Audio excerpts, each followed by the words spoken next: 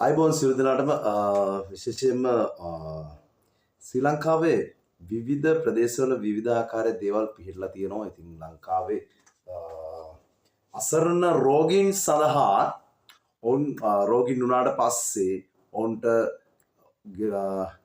ඔවුන් රැකබලා ගනිමින් ඔවුන්ට නවතන් පහසුකම් ලබා දෙමින් ඔවුන්ට ඊට පස්සේ ඔවුන්ව රැකබලා ගන්න අයටත් නවතන් පහසුකම් ලබා දෙමින් ඔවුන්ට අවශ්‍ය කරන සියලු දේවල් ලබා දෙමින් ඒ කරන කාර්යවත් අතරේ ඔක්කොම අතරේ ඔවුන් මිය ගියාට පස්සේ ඔවුන්ගේ මිනිය තමන්ගේ ගම්බිම් බලා අරගෙන යන්නට බොහෝ අයට මුදල් නැහැ. මොකද මම මේ කතා කරන්නේ පිළිකා රෝගීන්ට නවතන් පහසුකම් ලබා දෙමින් ඔවුන්ට අවශ්‍ය කරන සියලු දේවල් සේරම ලබා දෙමින් ලංකාවේ මහරගම පිළිකා රෝහල අසල පිටලා තියෙන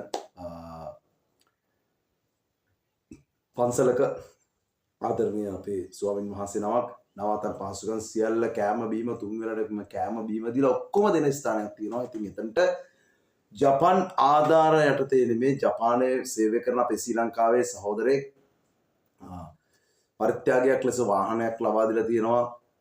තමන්ගේ මියගිය ආදරණීය ඒ ඥාතියා තමන්ගේ නිවසට අරගෙන යනට හර්ස් එකක් විදිහට නිර්මාණය කරපු වාහනයක්. මේ වාහනය තාමත් හම්බන්තොට වරායේ මට මතක නැහැ වරායක තියෙනවා තාමත්.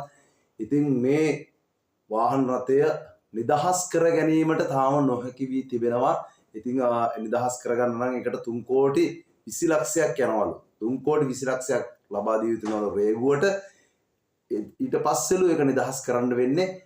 ඉතින් අපේ රටේ ජනාධිපති වත්මන් ජනාධිපතිතුමා මම හිතන්නේ මෙය නැත ගැටිලා නැතුව ඇති කියලා මම හිතනවා.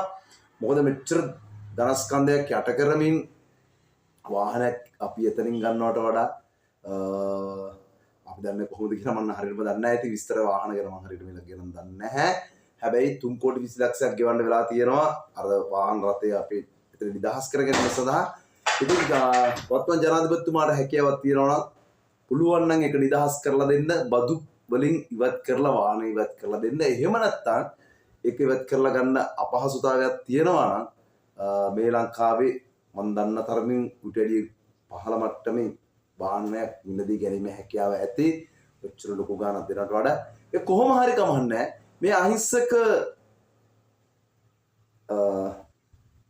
දුප්පත් ජනතාවට ලැබෙන්න තියෙන දෙයක්. ඉතින් ඔබතුමා මොන හරි තීරණයක් ගන්න ඒ වාහනේ එක්ක නිදහස් කරලා දෙන්න. එහෙම නැත්නම් ඒ වාහන නිදහස් කරන්න බැරි නම් ලංකාවෙන් වාහනත් තොරගෙන ඒ අවශ්‍ය විදියට සකස් කරලා ඒ විදියට හදලා දෙන්න. කුමක් හෝ දෙයක් සිදුව විය යුතු වෙනවා. මොකද මම හිතනවා ඔබතුමා මේක දැකලා නැතුව ඇති මම හිතන්නේ. ඉතින් ඔන්න ඔබතුමාට මේක දකින්න විදියට මම සැලැස්සුවා. ඉතින් මම හිතන අනිවාර්යයෙන්ම මේ දේ ඉෂ්ට වෙයි කියලා ඔබතුමා ඉතින් එක්ක නිදහස් කරලා දෙයි. එහෙම නැත්නම් ඒකට අවශ්‍ය කරන විදියට දෙයක් සකස් කරලා දෙයි. ඉතින් ඒ අසරණ ඒ රෝගීන් මිය ගියාට පස්සේ ඒ රෝගීන්ගේ මුත්‍රදේහය තමන්ගේ නිවසට අරන් යන තමයි ඒවල තියෙන්නේ මුත ශරීර රැගෙන යන වාහනය. ඒක තවත් තියෙන රේගියෝලු.